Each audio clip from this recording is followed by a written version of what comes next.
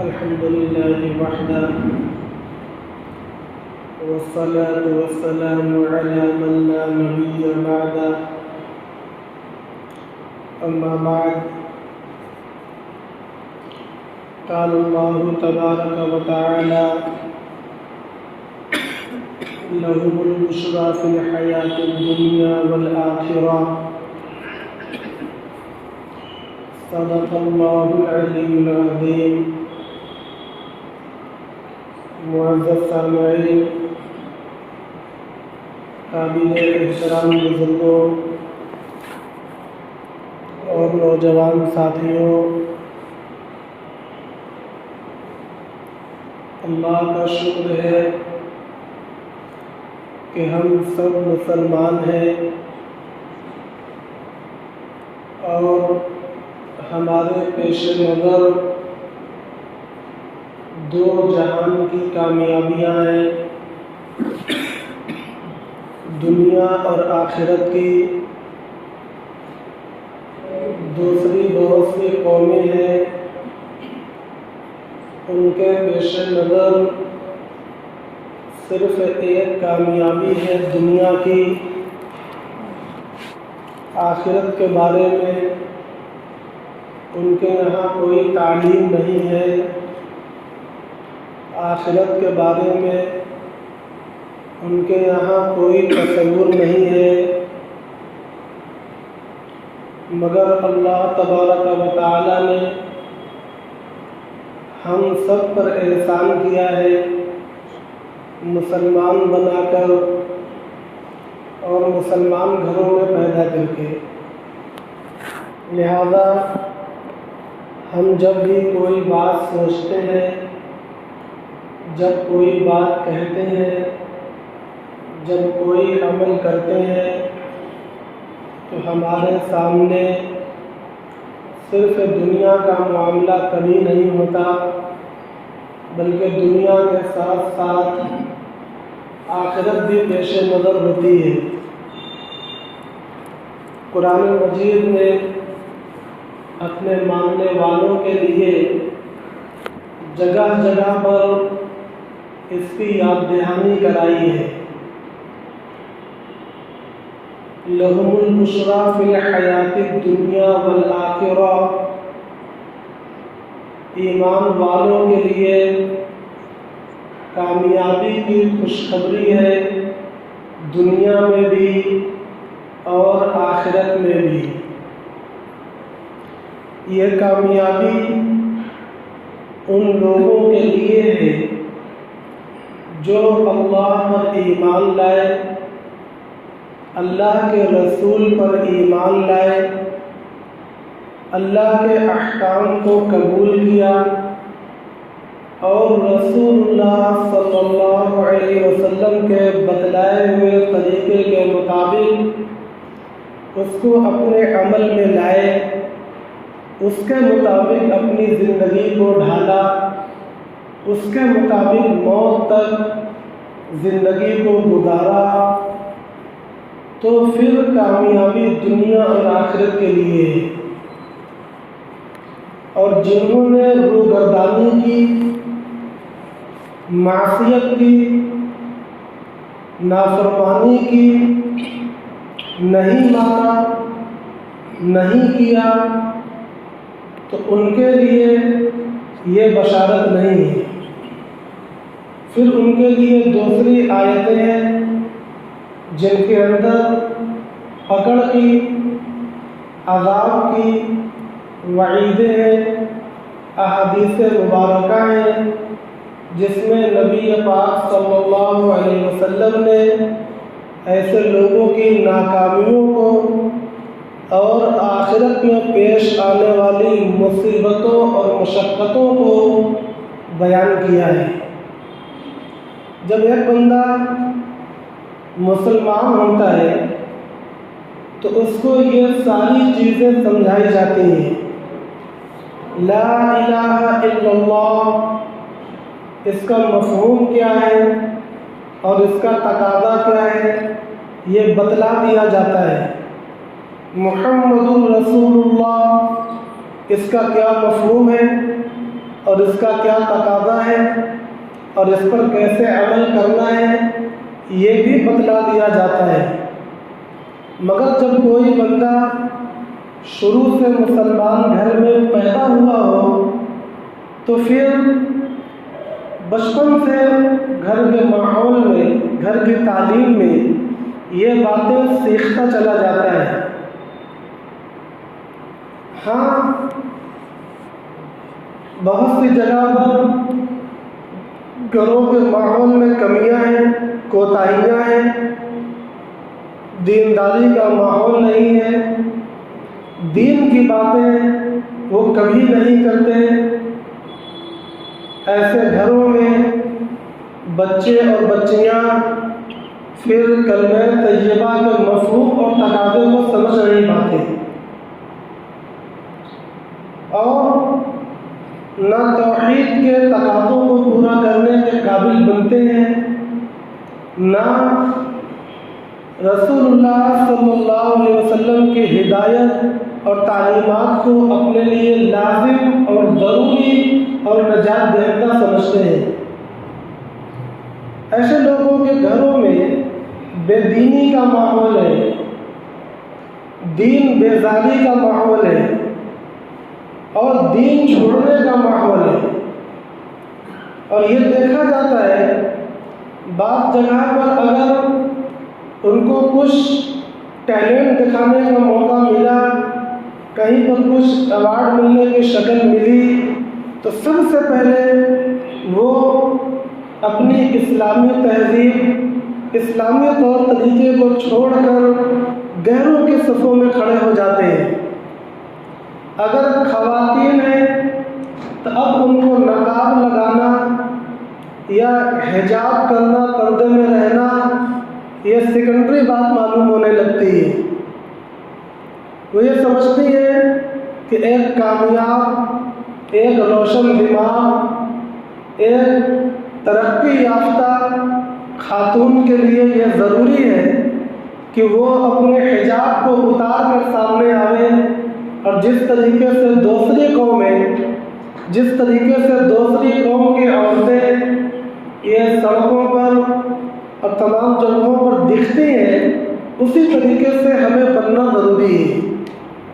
لہذا وہاں پر ہوتا یہ ہے کہ اگر یہ مان بھی لیا جائے کہ اس نے زندگی کے اندر کامیابی حاصل کی، اس نے کچھ کارنامہ انجام دیا، تو اس کی یہ کامیابی اور اس کا یہ کارنامہ صرف اس کی ذات تک محدود ہے، صرف اس کے اپنے آپ تک محدود ہے۔ اس نے اس کے بدلے میں جو کمایا، مال و دولت یا نام و شہرت، یہ سب اسی کے ساتھ محدود ہے۔ اس نے اپنی کامیابی سے اسلام کی کوئی مدد نہیں کی، اسلام کو کوئی ترقی نہیں دی، اسلام کا کوئی نام روشن نہیں کیا۔ اسی طریقے سے مرد حضرات کا بھی حالات ہیں۔ بہت سے موقعوں پر دنیاوی اعتبار سے ان کو کامیاب ہونے کا موقع ملتا ہے، کامیاب ہوتے ہیں، اچھے عہدوں پر، اونچے مقام اور منصب پر ان کو سماج کی خدمت کا موقع ملتا ہے، مگر وہاں بھی وہ یہی سوچتے ہیں کہ ہمیں اسلامی تہذیب و تمدن آڑے آئے گا اور غیر قوموں کی مشابہت کی وجہ سے ہمیں آسانیاں ہوں گی، یا جو بھی ان کے ذہن کے اندر باتیں ہوں، چنانچہ وہ غیروں کی مشابہت اختیار کر لیتے ہیں۔ تو ان کی جو کامیابیاں ہیں، ان کی جو ترقیاں ہیں، وہ صرف اپنے ذات کے نفع کے لیے ہو جاتی ہیں اور دنیا تک محدود ہو جاتی ہیں۔ وہ اپنے کاموں کو دین کے لیے نہیں بنا پاتے۔ وہ ایسا نہیں کر سکتے کہ اس میں دین کی بھی نیت کر لیں اور ان کی ساری خدمتیں عبادت ہو جائیں۔ اب وہ ایسا نہیں کر سکتے کیونکہ وہ شرائط پر نہیں اترے، ضابطے کے اوپر وہ پورے نہیں اترتے۔ لہذا ایک ماحول، ایک مزاج بنا ہوا ہے غیر قوموں کے ساتھ مشابہت اختیار کر لینے کا، ان کی ڈگر پر چل پڑنے کا، اور مزاج یہاں تک بنا کہ پھر نہیں آتی۔ چنانچہ اپنی زندگی کے بہت سے شعبوں میں اگر ہم غور کرتے ہیں تو نمایاں طور پر ہم کو یہ چیزیں ملتی ہیں، خاص طور سے منگنیوں کے اندر، شادیوں کے اندر، کاروبار کے اندر، رہن سہن کے اندر، گفتگو بات چیت کے اندر، اپنے دوسرے پروگراموں کے اندر، تقریباً بہت سے تہواروں کے اندر تقریباً وہی مشابہتیں ہیں، بہت دور کا فرق نہیں ہے۔ یہ اسی وجہ سے ہے کیونکہ ہم نے اپنے ہر کام کے اندر صرف دنیا کی ترقی، دنیا کی خوشحالی کا خیال کیا ہے،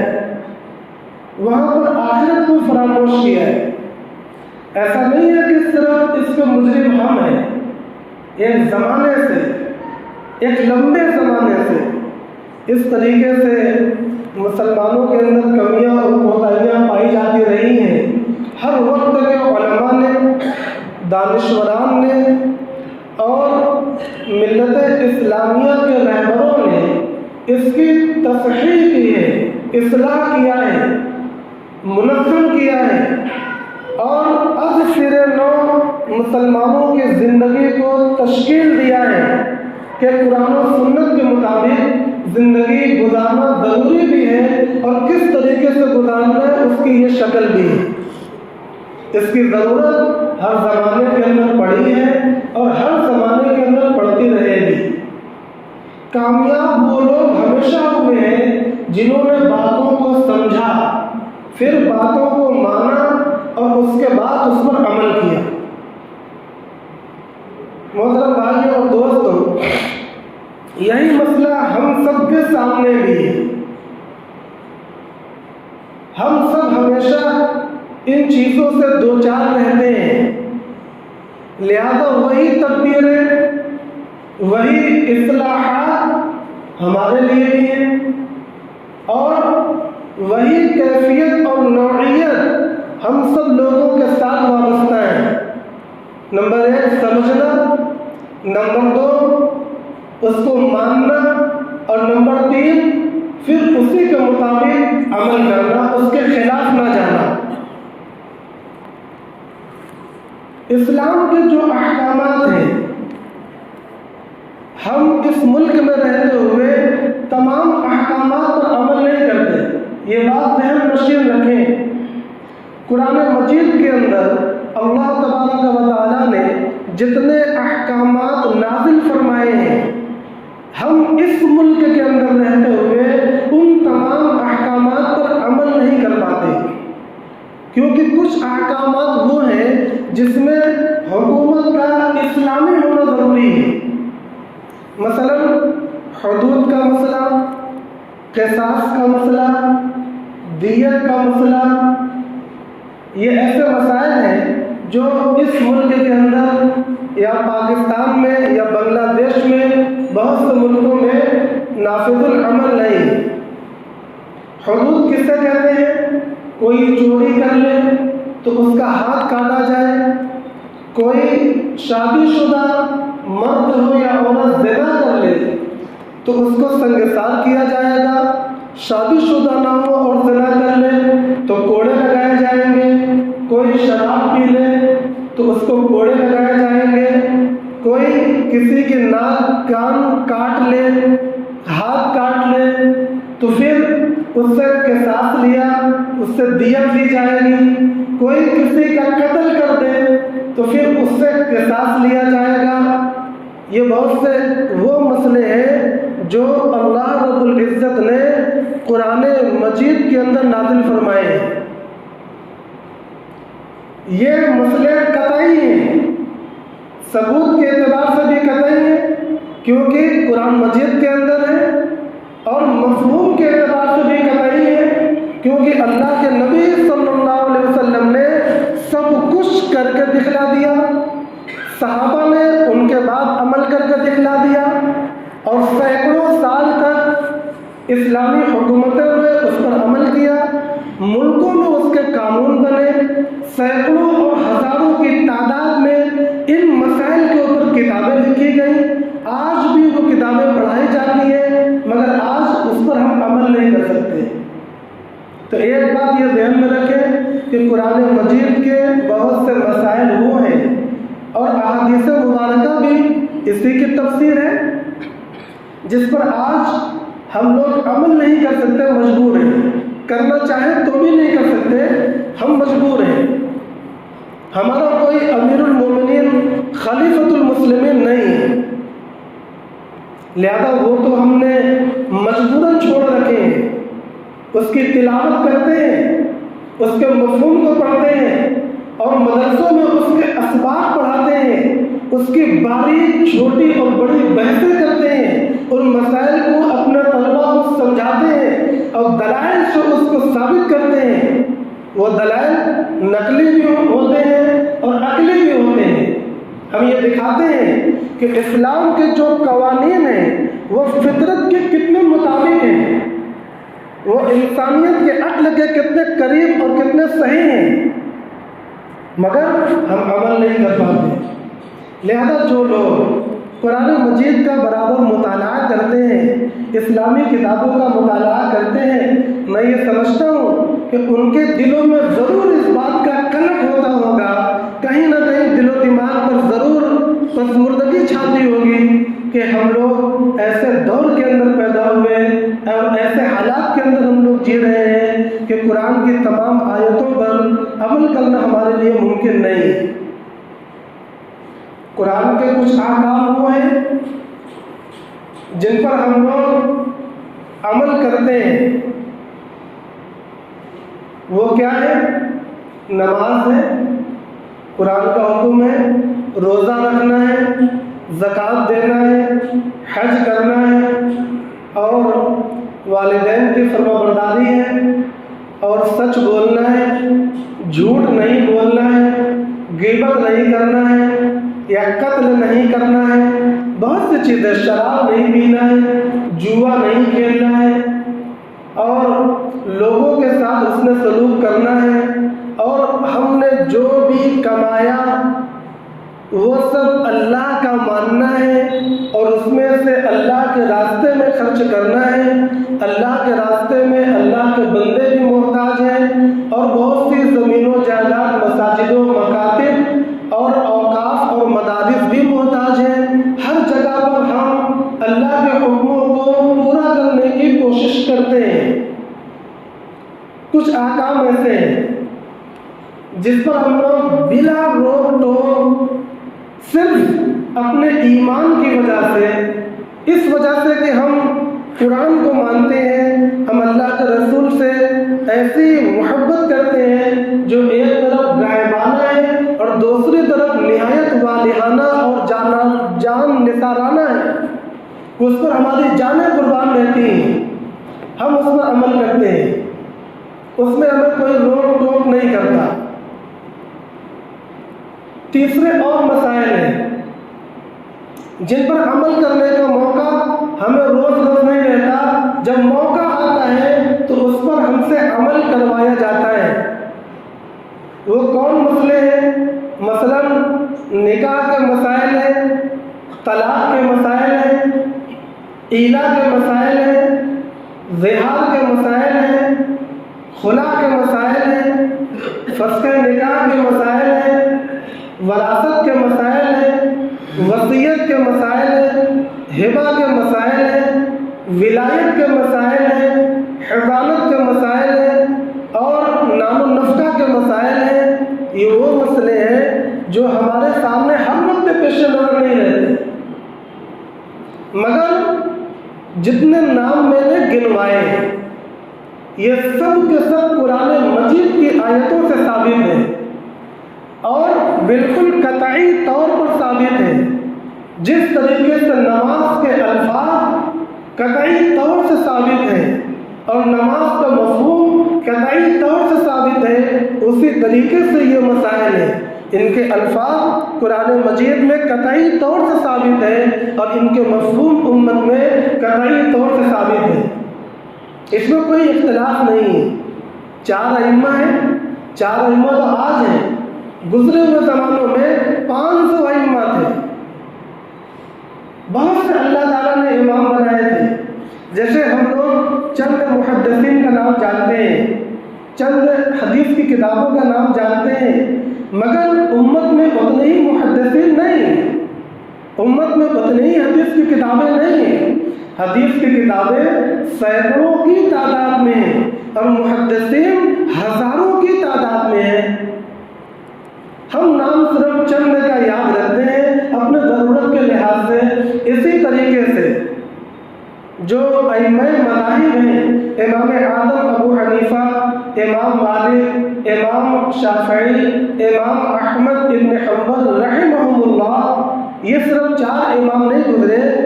500 اس سے زائد امام گزرے ہیں۔ اللہ تبارک و تعالیٰ کی مصلحت اور اس کا تکوینی نظام کہ رفتہ رفتہ امت ان 4 امام کے مسلک تک محدود ہو گئی۔ پوری دنیا میں اب 5واں مسلک نہیں، اور پوری دنیا کے علماء نے،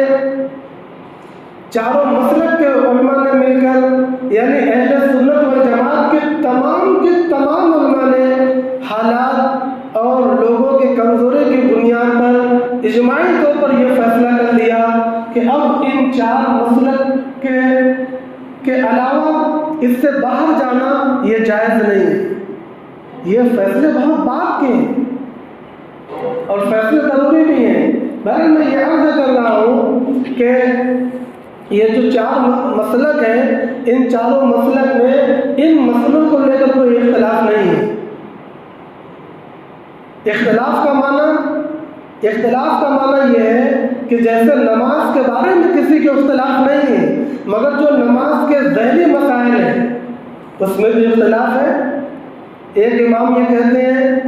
کہ آمین زور سے کہی جائے گی، ایک امام یہ کہتے ہیں کہ رفع یدین کیا جائے گا،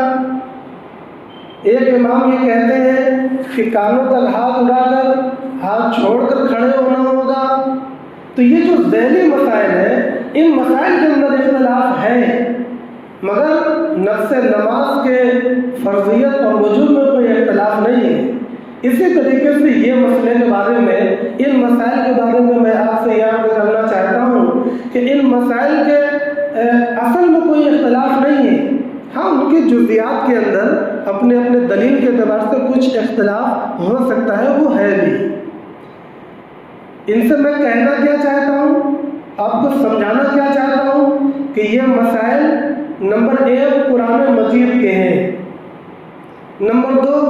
قرآن مجید کے محتمل نہیں بلکہ محکم مسائل ہیں، متشابہات نہیں بلکہ محکم مسائل ہیں، نمبر 3 ان مسائل پر عمل کرنا ہر مسلمان کے لیے لازم اور ضروری ہے، اور ان کے خلاف جانا یہ قرآن کے خلاف جانا ہے، یہ اسلام کے خلاف جانا ہے۔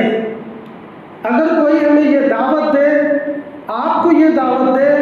کہ اللہ کو چھوڑ کر کسی اور کے سامنے سجدہ کرنا ہے،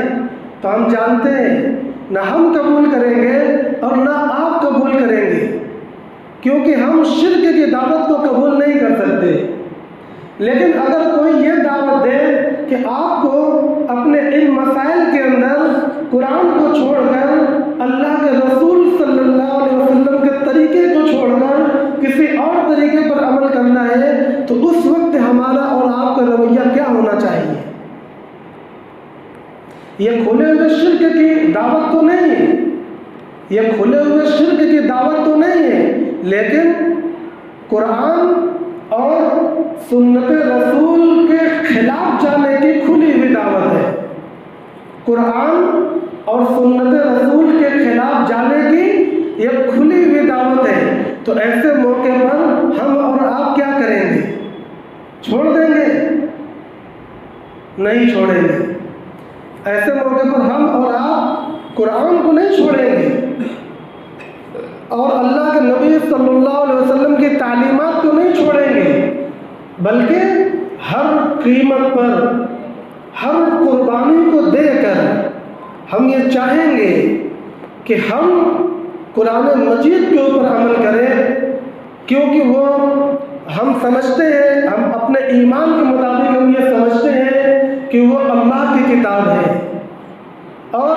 اپنے ایمان کی وجہ سے ہم یہ مانتے ہیں کہ اس کی جو تعلیم ہے وہ دنیا کی تمام تعلیموں سے زیادہ بہتر ہے، اور اس کی جو تعلیم ہے اس تعلیم پر عمل کرنے سے ہمارا رب بھی راضی ہوتا ہے۔ یہ سب ہمارا ایمان اور عقیدہ ہے۔ اس لیے اگر کوئی اس کے خلاف بھی دعوت دے گا، اس وقت بھی ہمارا رویہ کیا ہونا چاہیے؟ ہم یہی سمجھتے ہیں کہ پوری امت مسلمہ کا یہ جواب آئے گا کہ نہیں، ہمارا رویہ تو یہی ہونا چاہیے کہ ہم ان کے خلاف کسی دعوت کو قبول نہیں کریں گے، بلکہ قرآن مجید پر ہم عمل کریں گے، چاہے اس کے لیے کتنی بھی رکاوٹ آئے۔ محترم بھائیوں اور دوستوں، آج موجودہ حالات میں، موجودہ دور میں اسلام کے اسی شعبے پر حملہ کرنے کی کوشش کی جا رہی ہے۔ جو یونیفارم سول کوڈ ہے، یکساں سول کوڈ ہے، وہ ہمارے چند مسئلوں پر حملہ کرنے کی کوشش کی جا رہی ہے۔ اور ایسا نہیں ہے، میں ایک بات اور واضح کروں کہ صرف اسلام کے اوپر حملہ نہیں ہے، وہ حملہ عیسائیت کے اوپر بھی ہے، وہ حملہ پارسیوں کے اوپر بھی ہے، اور وہ حملہ خود ہندو مذہب کے اوپر بھی ہے۔ مگر جو لوگ صاحب اقتدار ہیں وہ کسی دھرم اور مذہب کے نہیں ہیں، ان کا مذہب حکومت اور کرسی ہے، اور ان چیزوں کو نافذ کر کے وہ صرف اور صرف اپنا سیاسی فائدہ چاہتے ہیں، اس کے علاوہ کوئی بھی فائدہ ان کے پیش نظر ہرگز اور قطعاً نہیں ہے۔ ایک طرف ہماری ذمہ داری یہ بنتی ہے، چونکہ یہ ہمارا ملک ہے، ہم کہیں دوسری جگہ سے نہیں آئے، ہم یہاں پر مسافر نہیں ہیں، یہ ہمارا اپنا اتنا ہی ملک ہے جتنا ہمارے برادران وطن کا ملک ہے۔ اس میں ہم لوگ بالکل برابر ہیں۔ ہمارے دلوں میں اس بات کا احساس ہونا چاہیے، اور ہمارے دماغ میں یہ بیداری ہونی چاہیے کہ ملک کی ہر چیز پر ہمارا برابری کا حق ہے۔ کہیں ہم صبر کر جائیں، کسی مصلحت کی وجہ سے ہم کچھ پیچھے ہٹ جائیں، تو وہ ہماری تعلیم اور تحریر کی وجہ سے ہے، نہ کہ اس وجہ سے کہ صاحب اس میں ہمارا حصہ نہیں ہے۔ اس وجہ سے کبھی نہیں ہوتا، چونکہ ہم لوگ لڑنا نہیں چاہتے، ہم لوگ خون خرابہ نہیں چاہتے، ہم لوگ اس سرزمین پر خلفشار اور فساد نہیں چاہتے، اس لیے بہت سی جگہوں پر ہم صبر کرتے ہیں اور اپنے برادران وطن کو ساتھ میں لے کر مفاہمت کے ساتھ چلنے کی کوشش کرتے ہیں۔ مگر اسی کے ساتھ ساتھ پوری قوم کے دل و دماغ کے اندر ہر وقت یہ بات تازہ رہنا چاہیے کہ ملک کی ہر شے پر ہمارا بھی برابر کا حصہ ہے۔ ہم اس ملک کے مالک ہیں، کل بھی تھے، موجودہ حالات میں بھی ہیں، اور ہمیشہ اس ملک کے مالک رہیں گے۔ لہذا جب ہم مالک ہیں، جب ہم حصے دار ہیں، تو ملک کی جتنی دوسری اکائیاں ہیں، ملک کی جتنی دوسری اقلیتیں ہیں، ان کے ساتھ بھی ہمارا کھڑا ہونا اور ان کو حفاظت دینا، ان کے دکھ درد میں شریک ہونا، یہ ہمارے اوپر لازم ہے، یہ ہمارے اوپر واجب ہے۔ لہذا یکساں سول کوڈ کے ذریعے اگر ہندوؤں کا نقصان ہوتا ہے تو اس کو بھی ہم اپنا نقصان تصور کرتے ہیں، اگر عیسائیوں کا نقصان ہوتا ہے، ان کی مذہبی آزادی چھنتی ہے، ان کی تہذیب و ثقافت چھن جاتی ہے، تو اس کو بھی ہم اپنا نقصان تصور کرتے ہیں، کیونکہ اس ملک میں وہ ہمارے ساتھ برابر کے شریک ہیں اور ہمارے برادران وطن اور بھائی۔ اگر یکساں سول کوڈ نافذ کرنے سے سکھوں کا نقصان ہوتا ہے، ان کی دھارمک آئیڈینٹی پر فرق پڑتا ہے، اور ان کے عبادت گاہوں اور رسم و رواج پر ضرب پڑتی ہے، تو بھی میں کہتا ہوں کہ ہماری بھی ذمہ داری ہے کہ ہم ان کے ساتھ کھڑے ہوں، اس لیے میں یہ سمجھانا چاہتا ہوں کہ یہ قانون جو آج کل چرچے میں ہے اور فائل تیار کی جا رہی ہے، اس کے بارے میں ہم یہ سمجھیں، اس کے بارے میں چند باتیں جانیں، اسلام کے بارے میں بھی جانیں، ملک کے بارے میں بھی جانیں، اور وہ یہ کہ یہ قانون کسی بھی طریقے سے، کسی بھی نوعیت اور کیفیت سے ملک کے حق میں نہیں ہے، لہذا اس کے خلاف آواز بلند کرنا کیا ہماری ذمہ داری نہیں ہے؟ ہم میں سے ہر فرد کی ذمہ داری ہے اور ضروری ذمہ داری ہے، ہلکی پھلکی نہیں ہے۔ ہم میں سے ہر عاقل بالغ جو شعور اور سمجھ رکھتا ہے، جو ملک میں اپنے آپ کو حصے دار سمجھتا ہے، جو اس ملک کا اپنے آپ کو باشندہ کہتا ہے، اس کی یہ ذمہ داری بنتی ہے کہ پورے ملک کے حق میں جو باتیں ہوں اس کو مضبوطی سے اٹھاوے، اور ملک کے خلاف جو چیزیں ہوں اس کے خلاف اپنی آواز کو بلند کر کے حکومت کو مجبور کرے کہ وہ اپنا فیصلہ واپس لے، اور ملک کے حق میں جو چیز بہتر ہو صرف اس کو نافذ کرے۔ ایک طرف تو یہ بات ہے کہ تمام طبقوں کا نقصان ہے، تمام قوموں کا نقصان ہے، اور دوسری طرف اس میں ہمارا بھی نقصان ہے۔ کیونکہ ہمارے یہ جو مسائل میں نے بیان کیے، یہ مسائل ایسے ہیں جس میں ہمیں کورٹ کچہری کی ضرورت پڑتی ہے۔ یہ وہ مسائل ہیں جس میں عموماً اختلاف بھی رونما ہو جاتے ہیں۔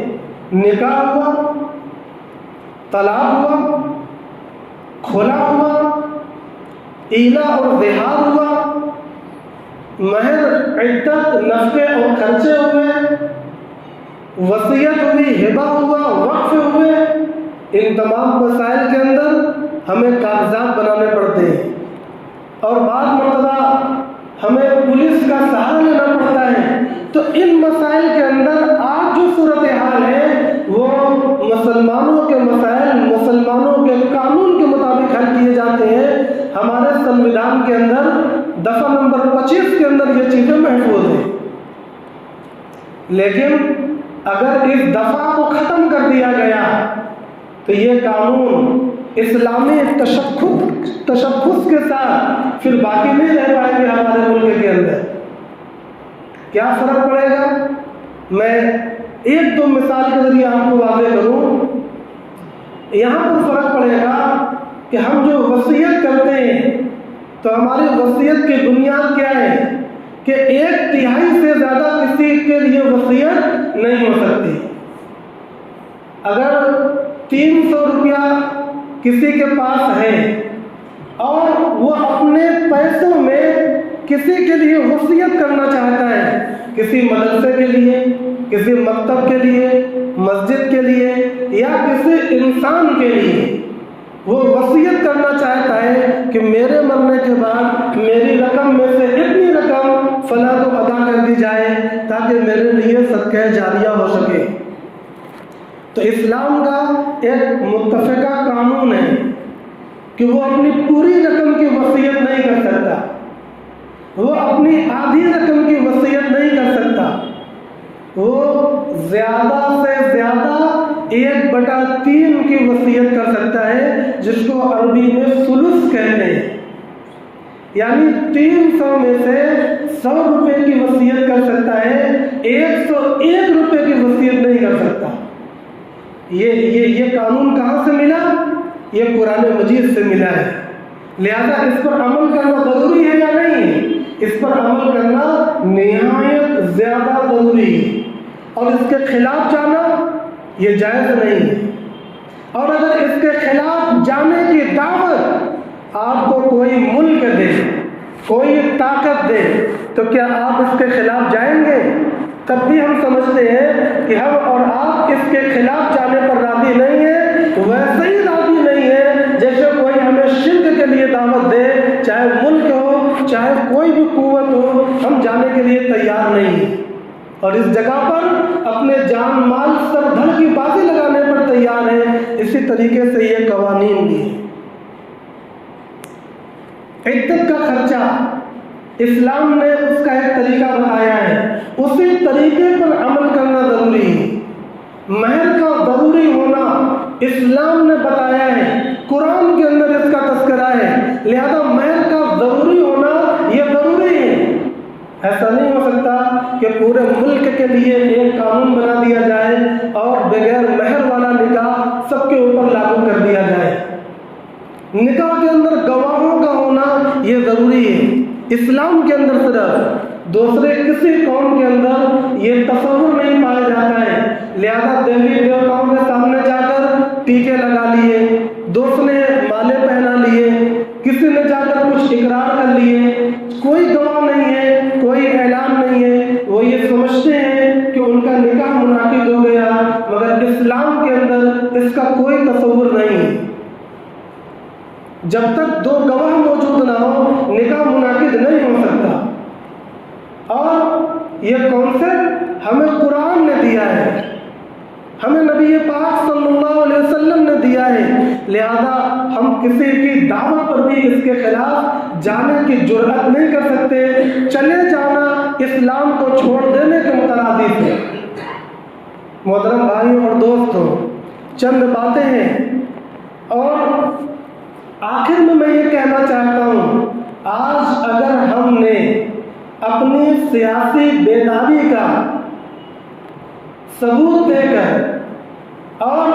اپنے دماغ کی بیداری کا ثبوت دے کر اور اپنی ایکٹیویٹی، اپنی حرکت اور عمل کی بیداری کا ثبوت دے کر اپنے دین و ایمان کے حفاظت کو نہیں کیا تو ہماری آنے والی نسلیں وہ گھر کے اندر پیدا ہی مرتد ہوں گی۔ اگر ہم نے آج اپنے گھروں سے اسلام کے جنازے کو نکال دیا تو پھر ہمیں شرک کی دعوت کی ضرورت نہیں پڑے گی،